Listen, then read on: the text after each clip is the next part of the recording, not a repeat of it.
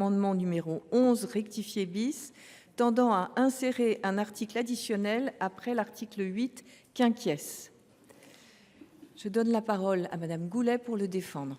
Oui, Madame la présidente, Madame la ministre, Madame le rapporteur général, Monsieur le Président, je vous souhaite une bonne journée et je vous indique que l'amendement numéro 11, qui est le début d'un long tunnel de propositions contre la fraude, vise à améliorer l'échange de données avec les organismes chargés de la mission au sein d'un même État européen. Il s'agit en fait d'un amendement de lutte contre la fraude transfrontalière qui a fait l'objet de nombreuses adoptions dans les années précédentes et aussi l'objet d'un rapport très important de notre délégation aux affaires européennes en 2020.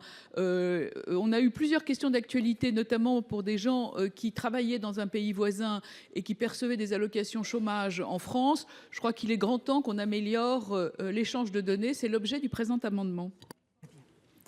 Je vous remercie. Quel est l'avis de la commission, Madame la rapporteure générale?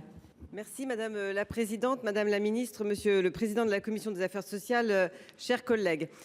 Et comme le dit notre collègue Nathalie Goulet, nous traversons un tunnel, mais un tunnel fort intéressant puisque nous essayons de faire des propositions et c'est ce que fait ma collègue.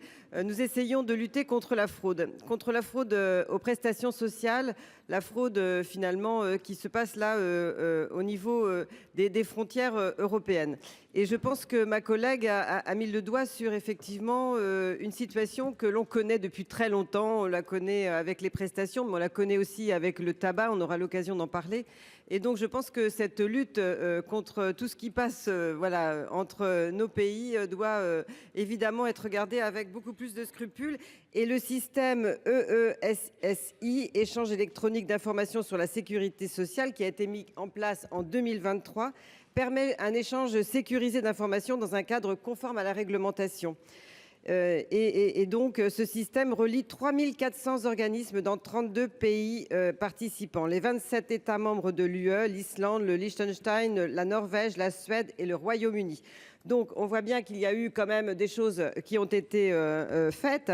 Mais la commission des affaires sociales qui était défavorable à cet amendement au motif que cet échange existe déjà grâce à ce système d'information, eh bien, à titre personnel, moi je pense qu'on peut faire encore mieux parce que moi je vois tout ce qui se passe et il y a encore des trous dans la passoire.